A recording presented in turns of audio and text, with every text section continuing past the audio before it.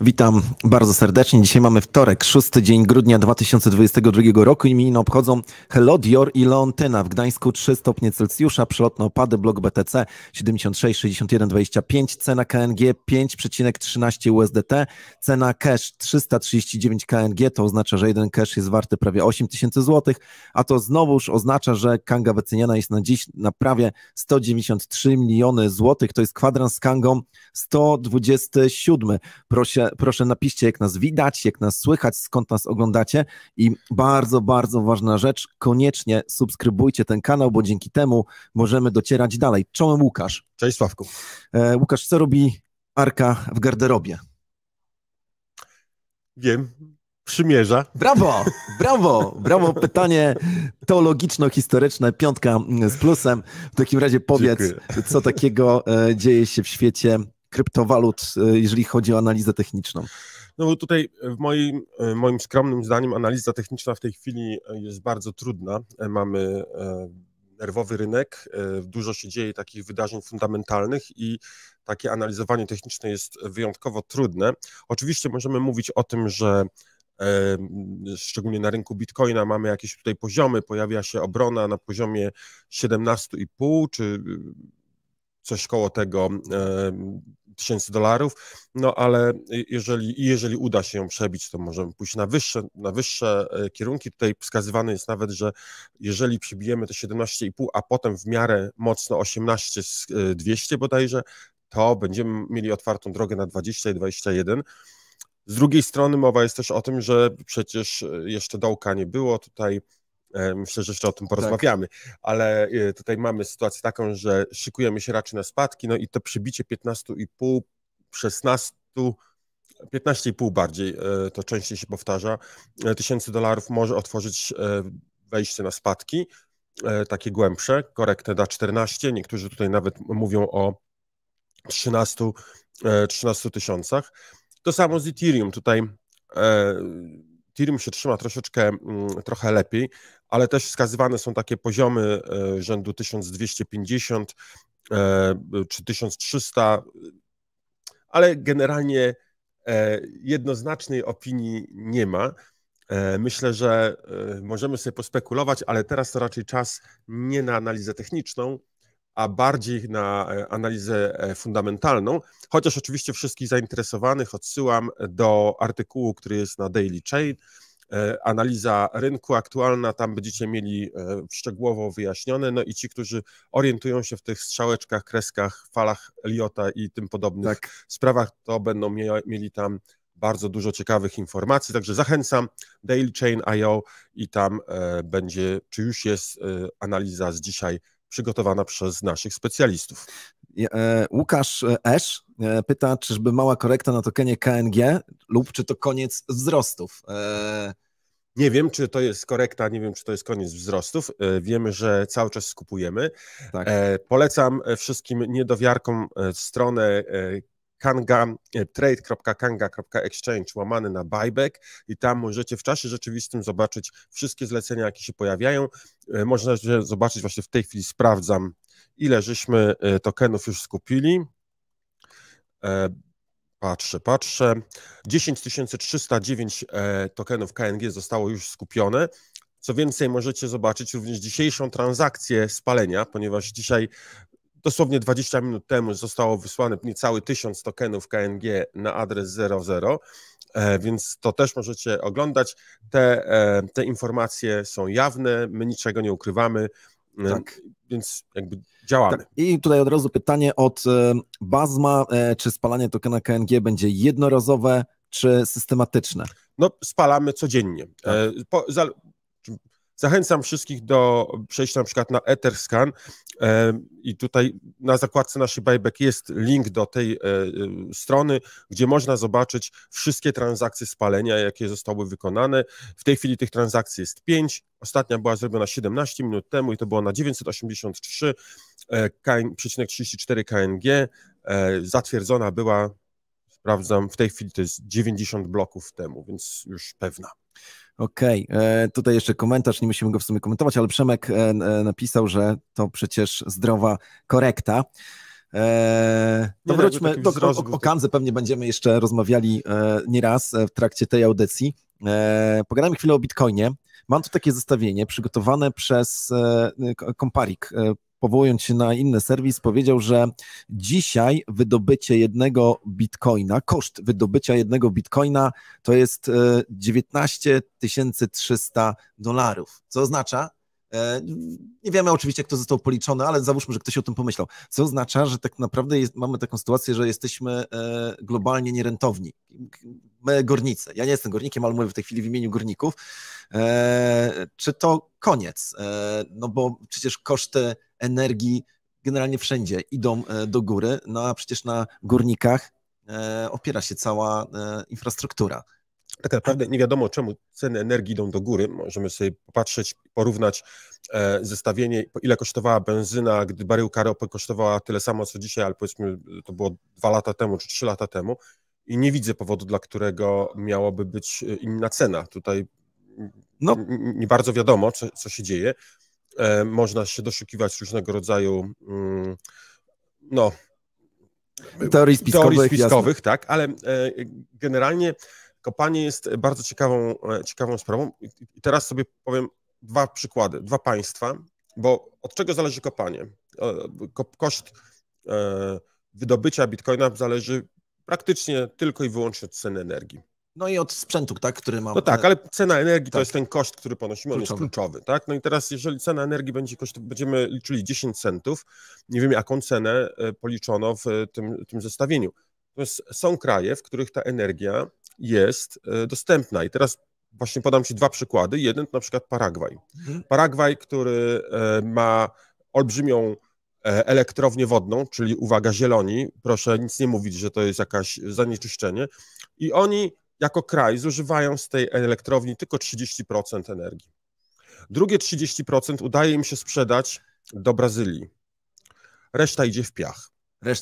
No czyli krótko mówiąc, postawienie tam kopalni kryptowalut spowoduje wykorzystanie tej energii i może dać nawet możliwość obniżenia ceny tej energii, no bo jeżeli będziemy sprzedawali 100%, no to wiadomo, że można nawet obniżyć cenę energii dla ludzi. Nie mówię tutaj o kopalni krypto, tylko właśnie powiedzieć w ten sposób, ta kopalnia krypto ma za zadanie, nie ma być akumulacja, może nawet niech nie jest to jakiś super biznes, ale ona wszystko, co wydobędzie, ma sprzedać i zapłacić za energię, a nadwyżki mają pójść na obniżenie energii dla ludzi z Paragwaju. Piękna sprawa. No zielona energia, czysta energia, możliwość lepszego jej wykorzystania, bez problemu można to zrobić. Nie? A drugi kraj, o którym możemy jeszcze chwilkę porozmawiać, to jest na przykład Tongo. To jest kraj, który ma 12 wulkanów. A gdzie leży Tongo? Powiedz dla tych, którzy... Zaraz zobaczę, czy uda mi się wywołać mapy. Dobra, okej. To... Ale ten kraj właśnie przygotowuje się do akceptacji bitcoina jako legalnego środka płatniczego. Więc to jest coś naprawdę fajnego. I to będzie energia wulkaniczna. To samo, co chciał zrobić Salwador. Dokładnie tak. Nawet nie wiem, czy Salwador tego nie zrobił. My, którzy wulkanów nie mamy, to nie wiemy o tym, że istnieją elektrownie wulkaniczne, czyli te, które czerpią energię właśnie z wulkanu. Tonga znajduje się na wschód od wysp Fidżi. Czyli mówimy tutaj o Oceanie Spokojnym, czyli o Pacyfiku. Tak? Widzę, tak teraz patrzę, gdzie tutaj to, co jest tak w pobliżu.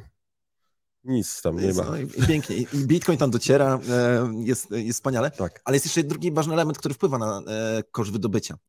To jest to, jak wielu górników w tej chwili jest w obiegu. Zgadza się? Bo im... W sensie ilu górników pracuje? Tak. No bo jakby im mniejsza ilość, tym jakby zagadka jest prostsza, a zatem mniej energii trzeba na to zużyć. I to jest coś, co jest bardzo ważne. Ten system jest zawsze samoregulujący się. Tak? Jeżeli ktoś nie dostrzega w tej chwili szansy w tym, żeby wydobywać kryptowaluty w Bitcoina, który jest oparty o Proof of Work, to oczywiście może się wycofać, dając tym samym większe szanse dla pozostałych górników. No dobra, pojawiają się pytania, Łukasz, o ETHW.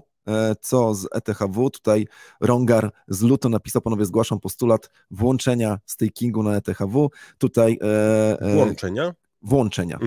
włączenia. Z kolei Kuchnia Prado pisze, co z ETHW. Jakiś krótki komentarz? No, na razie stakingu nie włączamy, nie mamy możliwości wykorzystania tej płynności, ale możliwe, że od 1 stycznia z powrotem wróci ETHW. No, projekt chcemy wspierać, nam się podoba to, że ktoś zdecydował się jednak zostać na wydobyciu takim klasycznym. Właśnie staram się znaleźć rynek i zobaczyć, jak to tam teraz wygląda. No, po tej wielkiej pice tak, no w tej chwili to jest 3,28, czyli no nie za dużo. Mamy jednak spadki, ale wszyscy mamy spadki, wszystkie waluty mają spadki, więc może to jest przyczyna. Oprócz tej jednej. Oprócz tej jednej, tak. Hossa w czasie Bessy na tokenie KNG. Tak, faktycznie. Nie wiem, czy przygotowałeś tą grafikę? Znajdź różnicę? No nie mam jej tutaj, nie mam jej pod ręką, ale wstawimy dzisiaj na social media, bardzo fajne. Znaczy to może wyjaśnimy, o co chodzi. Chodzi o to, że ja na telefonie mam wykresy różnych kryptowalut, Bitcoina, Ethereum, Matika, tam najróżniejszych, no i oczywiście KNG również. Jak się patrzy, to widać, że wszystkie krzywe idą w dół, ale jedna idzie do góry, no i właśnie łatwo się domyśleć, która. No możemy chwilkę jeszcze porozmawiać, słuchaj, o Ethereum. To ETHW, no to Ethereum. Muszę ci powiedzieć, że słuchałem ostatnio kilku takich podcastów i też czytałem artykuł na temat przyszłości blockchainów, tych ETH killerów. No i generalnie pojawia się ciekawe spostrzeżenie. Mówi się o tym, że no, Solana, tak powiem, oberwała dosyć mocno. Portfele solanowe, które miały do tej pory Solanę, zaczynają wspierać inne sieci, na przykład zaczynają dodawać Ethereum. No i pojawia się taka dziwna sytuacja, że te blockchainy, które wykorzystywały EVM, czyli tą maszynę do uruchamiania kontraktów z Ethereum, zaczynają tracić na popularności na rzecz Ethereum. Coś, co było kiedyś ich siłą, to znaczy to, że można było łatwo zmigrować swój token z Ethereum do tych blockchainów, no bo miały ten sam właśnie engine, ale dawały większą prędkość, większe bezpieczeństwo i tak dalej. Nagle teraz się okazuje, że to staje się ich słabością, no bo można zrobić to samo w drugą stronę i dlaczego zostawać na tych gorszych blockchainach, skoro Ethereum zaczyna działać całkiem dobrze. Już tutaj możemy powiedzieć, że nie jest drogo, jest w miarę szybko, a co najważniejsze, zarówno sidechainy, które są do Ethereum podpięte, dają niesamowite możliwości. Mówię tu oczywiście o Polygonie i o Arbitrum, które zyskują niesamowicie na popularności. Jedyna konkurencja w blockchainach to powinny być te blockchainy, które dają coś więcej, nie? Czyli mają nie EVM, tylko mają coś innego. No i było dwóch konkurentów takich silnych. Właśnie Solana i Aptos. Niestety obaj oberwali z powodu FTX-a. Bardzo mocno oberwali. Solana, niektórzy wieszczą, że już się nie podniesie. Aptos też, że tak powiem, nie wesoło, ale zostały jeszcze dwa inne, silne projekty, które nie oberwały bezpośrednio, może jakoś rykoszetem, gdzieś tam oczywiście, ale jeden to jest Cardano, a drugi to jest nasz ulubiony Algorand. Teraz ja się przejęzyczam. No. Przepraszam. Co ty tak Argoland mówisz cały czas? Tak. Algo, tak. I te blockchainy mają wzrost popularności. Zresztą sami będąc na konferencji widzieliśmy, że faktycznie zainteresowanie jest duże. No i to, co mówiono tam o rozwoju Algorandu, o tym, co ma być, to naprawdę buduje serce. Mowa o prywatności, mowa o ochronie danych. No, tam padło jedno takie zdanie, wydaje mi się, że nie mówiliśmy tego w żadnej z naszych audycji, że blockchain jest już transparentny, ale ciągle nie jest prywatny. Tak, nie zapewnia prywatności, ufności danych. Właśnie, i że Algorand, Algo czy Argo? Algo. Wyjaśnijmy, o co chodzi, że Algo to algorytm, a Rand to random, połączenie tych dwóch słów, ale tam również jest odwołanie się do mitologii. Zgadza się? No bo oni o sobie mówią algonauci, nawiązując oczywiście do Argonautów, którzy wypłynęli po Złote Runo, a dla mnie jest jeszcze mocna konotacja, zresztą dla Sławka również, to jest Argoland. Przez R, tak. Tak, to jest nazwa miasta z książki Zajdla Limes Inferior, do której gorąco odsyłam, szczególnie z nawiązaniami do CDBC. Tak. Ktoś, kto pisał w latach 70., wymyślił CDBC. Słuchajcie, no polecam. Jedna z lepszych książek, jakie czytałem. Cały czas aktualna, czyta się wyśmienicie, jakby była napisana dzisiaj. Super. No właśnie, i teraz ludzie z Algorandu powiedzieli, że trzeba walczyć teraz o to, żeby blockchain był nie tylko transparentny, ale również był prywatny i chcą wprowadzać rozwiązania, które wynikają z idei Zero Knowledge Proof, dobrze mówię o tym? Mógłbyś to wyjaśnić, o co z tym chodzi? No, chodzi o to, żeby można było sprawdzać, przykład, najprościej na przykładzie. Załóżmy, że Sławek, chcesz mi udzielić kredytu i w związku z tym ty masz jakieś pewne wymagania dotyczące moich zarobków. Tak. W tej chwili, jak to robimy, to ja mógłbym ci przynieść mojego PIT-a z 5 ostatnich lat, no i problem polega na tym, że ty wiesz wtedy o mnie wszystko. Tak. A przecież nie to jest to, co ty chcesz wiedzieć. Ty chcesz wiedzieć, czy ja zarabiam na przykład rocznie więcej niż 100 000. No, to jest to, co ty chcesz wiedzieć. A nie ile ja zarabiam. Albo czy masz żonę, czy masz dzieci. Tak, i tak dokładnie. dalej, no. I z jakich ulg korzystam. Nie? Więc Zero Knowledge Proof właśnie pozwoliłoby na to, że to ty zadajesz pytanie, nazwijmy to mojemu kontraktowi, a mój kontrakt ci odpowiada, czy spełniam twoje wymagania, czy nie. Czyli na przykład, czy mam pracę dłużej niż 3 lata w tym samym miejscu. Tak. Nie musisz wiedzieć, gdzie pracuję, nie musisz wiedzieć, jak długo tam pracuję. Ty masz swoje wymagania. Mam zarabiać ponad 100 000 w ciągu ostatnich 5 lat i ostatnia praca 3 lata muszę być w tym samym miejscu. I w tym momencie ja mogę ci przekazać informacje, ty masz pewność, że ja spełniam te kryteria, ale nie muszę ujawniać wszystkich moich informacji o moim dochodzie, o tym, gdzie pracuję, ile pracuję. To jest wszystko niepotrzebne. To powiem, kibicuję temu rozwiązaniu, bo to będzie naprawdę zagranie na nosie niektórą siłą na tym świecie, no bo dzisiaj oczywiście wzywa się wszystkich do weryfikacji, zbierania informacji na temat tego, skąd mają pieniądze, gromadzenia i tak dalej. W gruncie rzeczy po to, żeby kiedyś ktoś mógł odpytać o te dane. Zresztą nie wiem, czy wiesz, że Telegram, uwaga, to jest, bo chciałem jeszcze o Telegramie powiedzieć, Telegram został wezwany przez indyjski sąd do ujawnienia jakichś informacji na temat użytkowników Telegrama i ujawnił. Pomimo tego, że mówię, że to jest wbrew ich polityce. To jest też w ogóle zaskakująca informacja. No ale właśnie, w tym momencie tak naprawdę taki Zero Knowledge Proof sprawia, że nie musimy kolekcjonować danych, nie musimy wiedzieć o sobie wszystkiego, a możemy sobie zaufać i wtedy wszyscy są bezpieczni. Tylko, no bo tak jak powiedziałem, niektóre siły z tego nie będą zadowolone, ale cel zostanie osiągnięty. Dobra.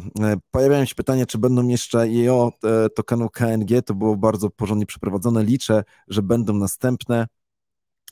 No kiedyś pewnie o tym więcej porozmawiamy, w tej chwili chcemy zaskoczyć całą społeczność tym, co robimy, zresztą chyba się udaje, mam nadzieję. Cały czas. Dobra. Sławku, to powiem tobie tak, czytałem ostatnio statystyki opublikowane przez Glassnode, mówiące o akumulacji bitcoina na portfelach zewnętrznych.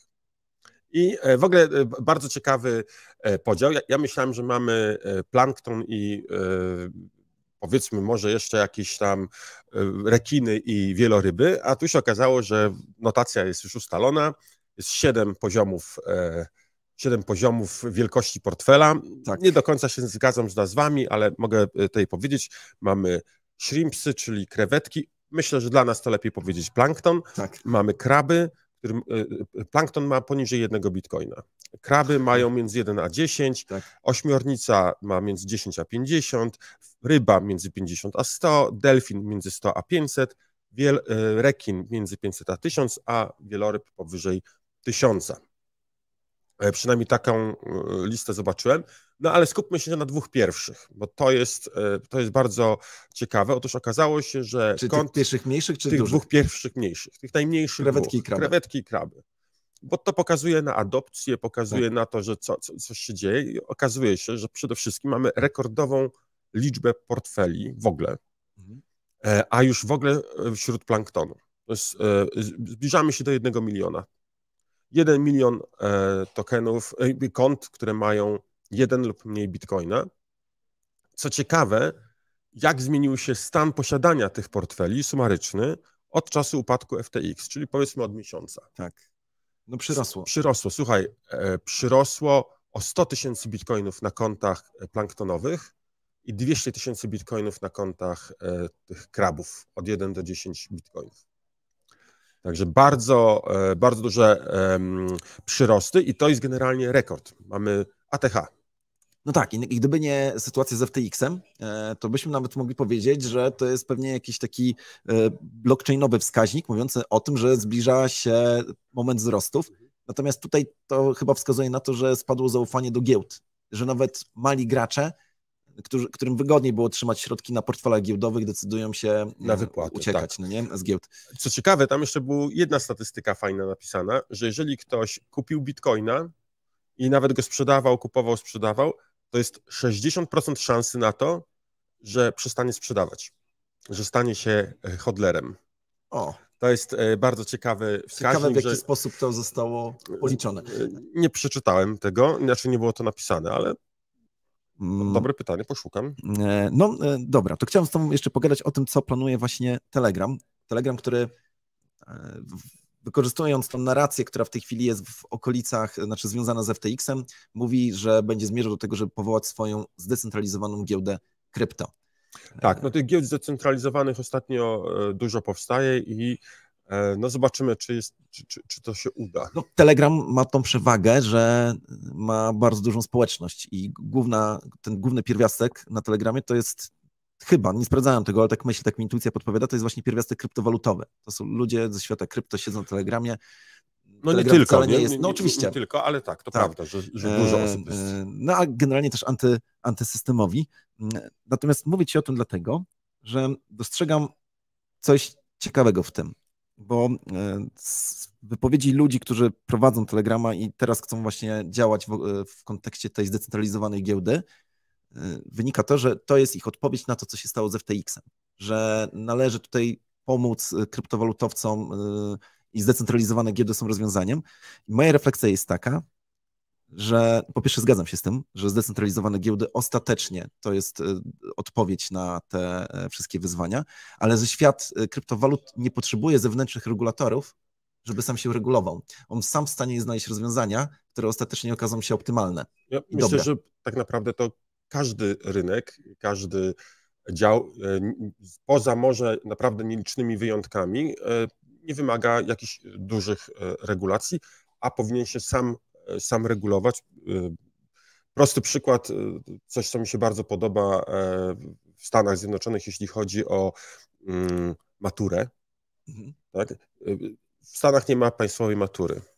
Wyobraź sobie, że w Stanach matura jest organizowana, czy nie ma czegoś takiego jak matura, ale są egzaminy, które są organizowane przez prywatne firmy. I są dwie takie firmy, wiodące, których wyniki akceptowane są przez uczelnie wyższe. Samoregulujące, samo ustawiające się, bardzo dobre rozwiązanie.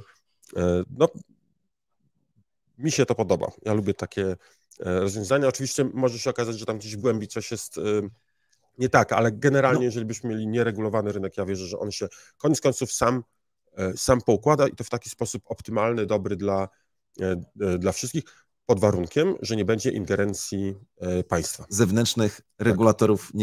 No właśnie, rynek się sam reguluje. Tutaj w przypadku krypto jeszcze mamy tą przewagę, że ta regulacja, nazwijmy to rynkowa, ma charakter zdecentralizowany. Zresztą wskazuje się na to, że właśnie FTX był tak naprawdę zaprzeczeniem całej idei krypto, no bo była silna koncentracja i silna centralizacja. Coś, co jest jak gdyby niezwiązane z DNA kryptowalut.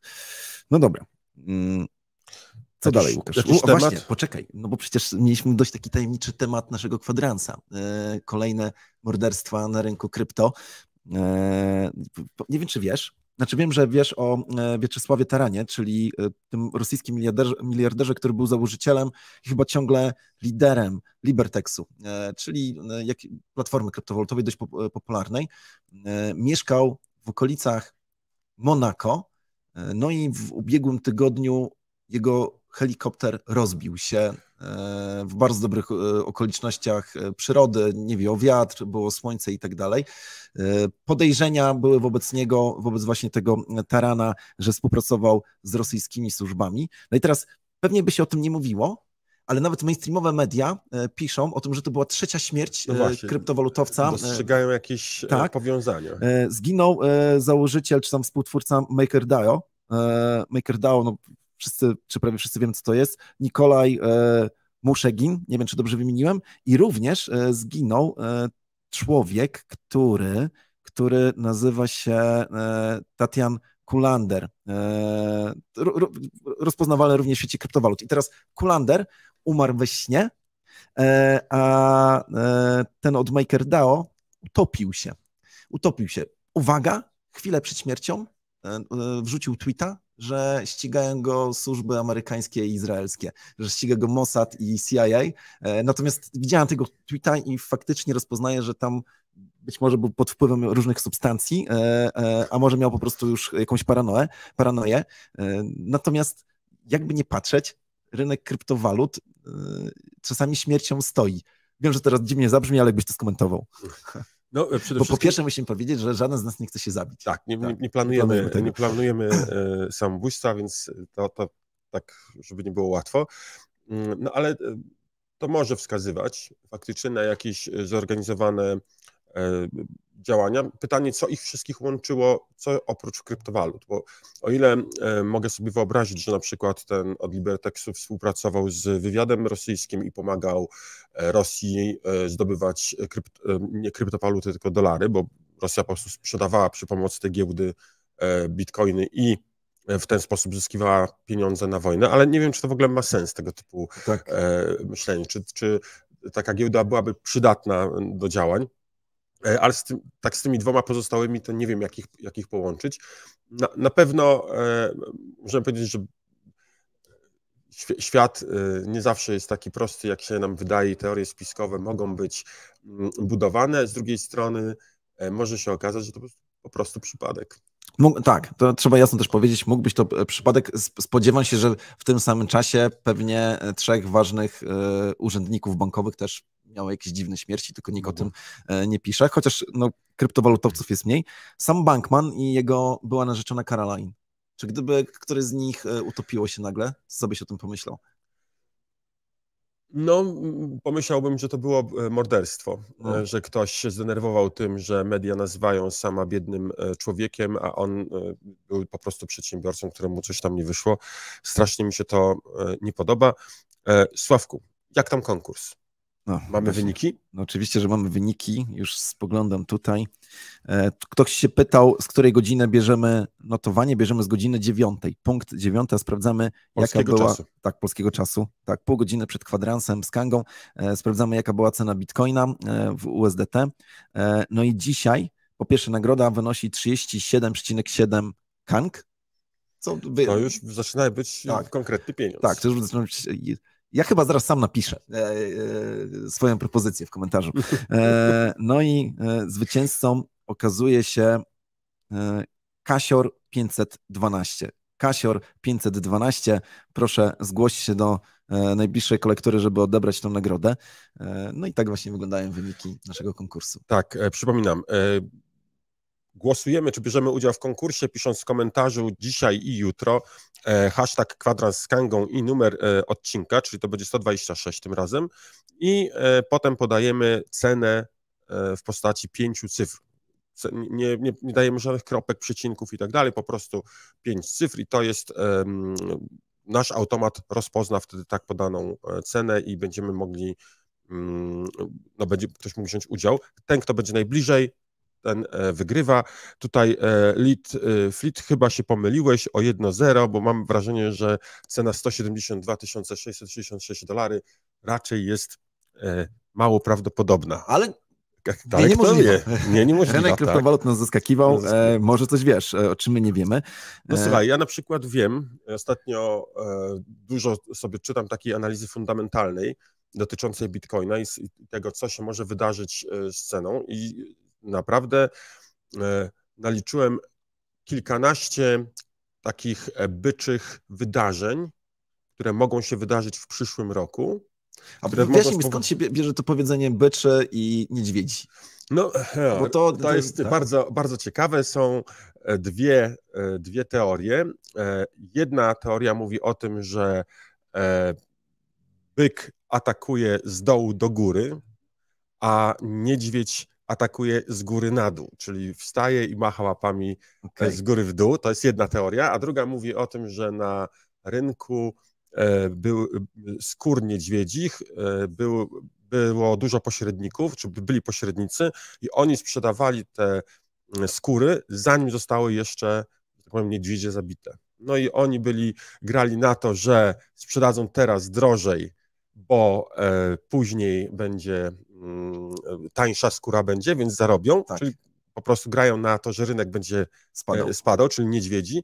No a byk to był taki typowy czy standardowy oponent w walkach niedźwiedzi z bykami. To były takie konkursy tam organizowane. No i tak to jest druga teoria. Mi się ta pierwsza bardziej podoba.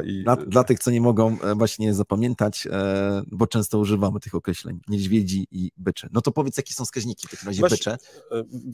Zastanawiam się, które wybrać, bo jest ich bardzo dużo. No ale tak, te, które do mnie naprawdę bardzo mocno przemawiają, no to, że nie rozmawialiśmy dzisiaj o Fedzie, a tam się tyle ciekawych rzeczy można dowiedzieć, jak się człowiek naprawdę wgłębi.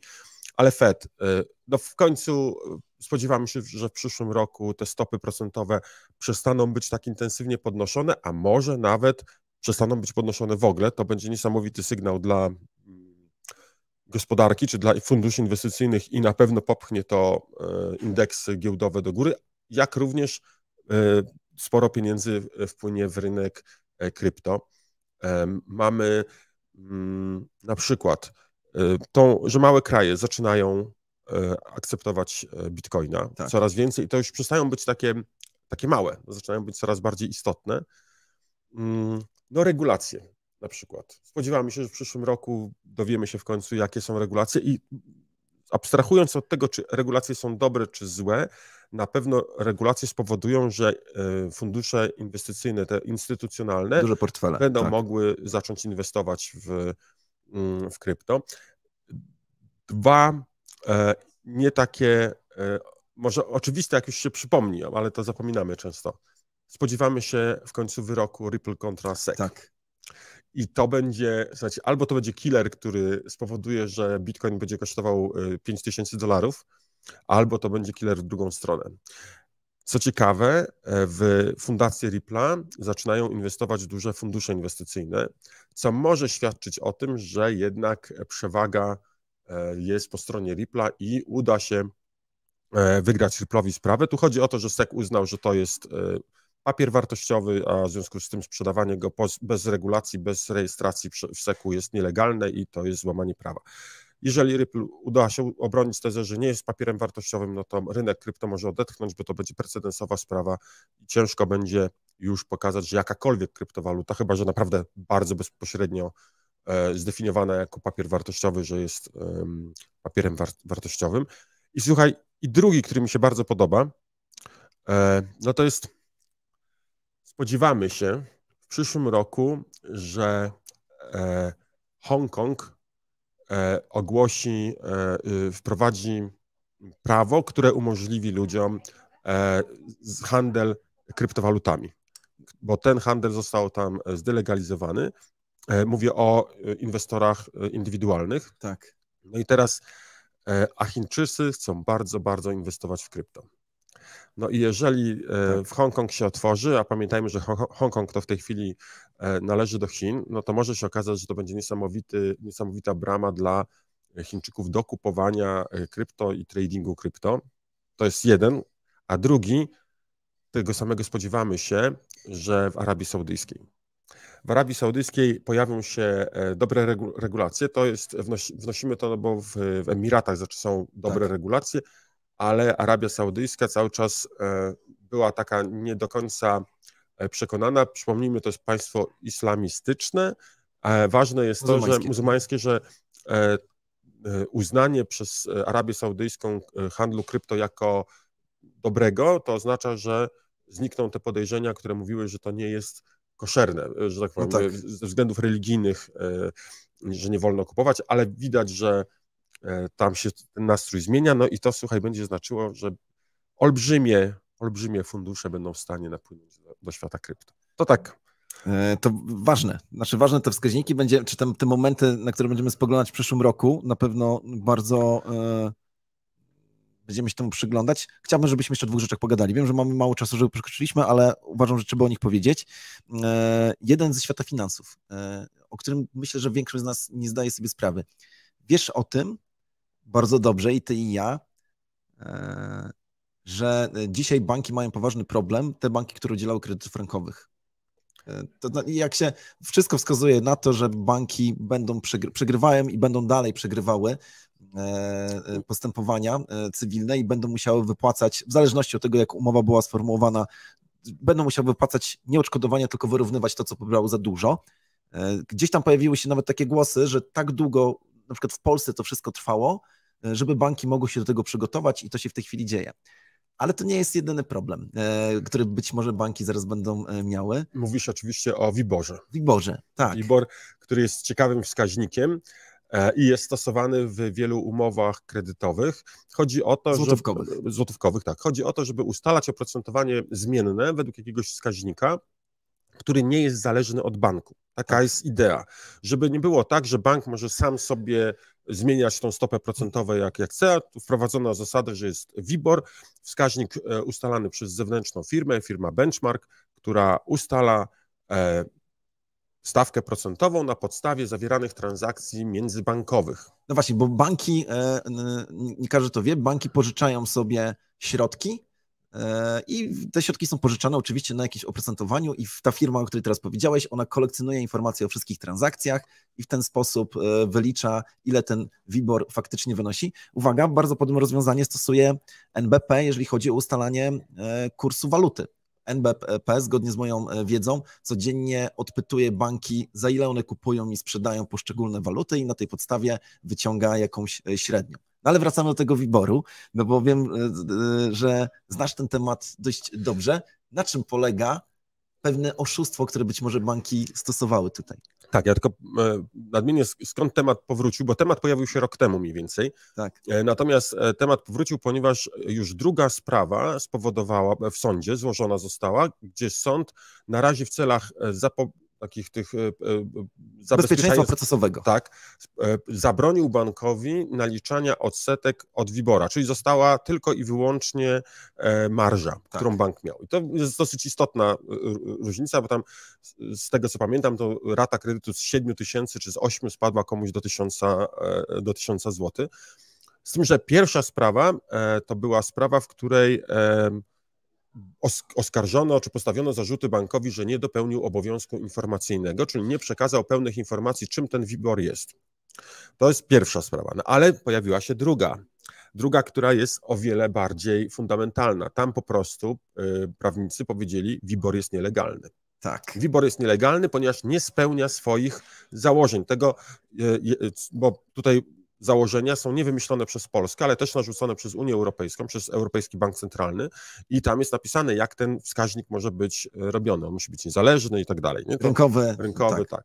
No i okazało się, w tej chwili nie pamiętam dokładnie cyfr, ale generalnie mówimy o tym, że ilość transakcji monitorowanych przez WIBOR, przez benchmark do określenia WIBOR-u staje się bardzo mała. Tak, bo okazuje się, że banki nie pożyczają sobie pieniędzy. Albo nie mówią o tym, może pożyczają, ale nie mówią. No ale słuchajcie, mówiąc bardzo mała, oznacza, że dany bank może ingerować, może generować taki WIBOR, może manipulować WIBOR-em tak, jak mu się zachce.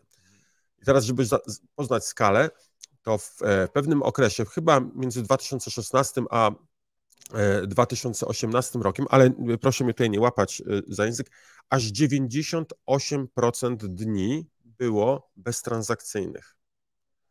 Tak. Czyli mówimy tutaj o kilku dniach w roku, gdzie doszło do transakcji i na podstawie tego ustalono stawkę WIBOR-u dla milionów ludzi. I wszystkie banki, chyba wszystkie banki, które pożyczają w tej chwili środki, znowu weźmy wszystkie w cudzysłowie, bo może jest jakiś, który tego nie robi, opiera swoje stopy pożyczkowe to jest nieprofesjonalne określenie, jako połączenie właśnie WIBOR-u plus marża. Więc w interesie każdego banku no jest to, żeby ten WIBOR po pierwsze był legalny, no i to, żeby jak najwyższy, tak? No bo to, jeżeli będzie oczywiście nierzeczywisty, no to banki będą dodatkowo zarabiały. Co ciekawe, tutaj doszło do sytuacji, w której to bank, jakby nie chodzi o to, że oskarżamy banki o to, że one oszukiwały. To jest bardzo ciekawe. I tu nie chodzi o to, że banki teraz mogą powiedzieć, że nie, my nie oszukiwaliśmy, tylko pokazujemy, że ten wskaźnik nie spełnia swoich założeń, w związku z czym jest nielegalnie używany. Po prostu, tutaj nie ma, nikt nie chce komuś udowodnić oszustwa czy manipulacji, w ogóle ciężar został przełożony gdzie indziej, po prostu się okazało, że ten wskaźnik... jest błąd w doktrynie, tak, jak to, czy błąd w sztuce. Także podkreślam teraz, słuchajcie, jeżeli przychodzą do was umowy, bo do mnie już dzwonili, że chcą zmienić umowę, żeby wyrzucić WIBOR z umowy kredytowej, nie zgadzajcie się na to. Nie zgadzajcie się na to, bo to jest coś złego. Idźcie do prawnika. Tak. Banki już się boją, nie róbcie. Tak samo nie podpisujcie żadnej ugody z bankiem, jeśli chodzi o kredyt frankowy, pójdźcie do prawników, oni dadzą wam dużo więcej. A to już teraz zdobyliśmy miłość bankierów. Łukasz, wykorzystajmy ostatnie... To nie jest porada inwestycyjna. Tak, to nie jest porada inwestycyjna. Ostatnia rzecz, którą chciałem ci powiedzieć, Michael Saylor, czyli właściwie największy taki człowiek wiary, jeżeli chodzi o Bitcoina. To trzeba jasno powiedzieć. Opublikował na swoim Twitterze ostatnio takie zestawienie, gdzie pokazuje procentowo z podziałem na państwa, jaki procent użytkowników internetu w danym państwie korzysta z kryptowalut, czy ogólnie no właśnie z kryptowalut. Na pierwszym miejscu jest Turcja. No tak, to się nie dziwię, biorąc pod uwagę inflację i to, co się tam dzieje z pieniądzem, to jest po prostu... Tak, jakby wskazuje na to, ponieważ to znowuż pokazuje, że kryptowaluty, w szczególności Bitcoin, pojawia się tam, gdzie tak naprawdę mechanizmy państwowe sobie nie radzą. Tak? To samo było w Wenezueli i tak dalej, i tak dalej. Jak myślisz, w całej tej skali, gdzie jest Polska? Na początku, na końcu czy na środku? Ja bym stawiał, że jesteśmy na pewno w pierwszej połowie, ale bym nawet... Ile w ogóle pozycji ma ta lista? Oj, dużo. Właśnie nie jest... Kilkaset, tak? No nie kilkaset, kilkadziesiąt. Na pewno w pierwszej 20, a myślę, że nawet w pierwszej 10. Jesteśmy za Hongkongiem, musiałbym policzyć, ale jesteśmy po prostu gdzieś mniej więcej w połowie tej statystyki. Ale uwaga, jesteśmy powyżej średniej światowej. Także, bo patrzę teraz takie szczegółowe, przekrzywiam, wiem, że to Polacy mają 13%, a średnia światowa 12,3%, a z kolei właśnie taka Turcja 25,8%. To tyle, taka ciekawostka chyba na koniec. Czy coś powinniśmy powiedzieć jeszcze? No ja powiem swoje hasło BCK, Bitcoin ciągle królem, to jest coś, co warto pamiętać.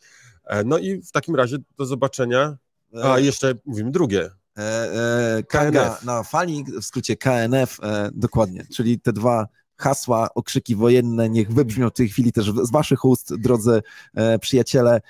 Zapraszamy w sobotę na Kanga No Comments i widzimy się za tydzień na żywo podczas kwadransu z Kangą. Tak, dziękuję zapraszamy. Ci, Łukasz. Dzięki, Sławku. Hej.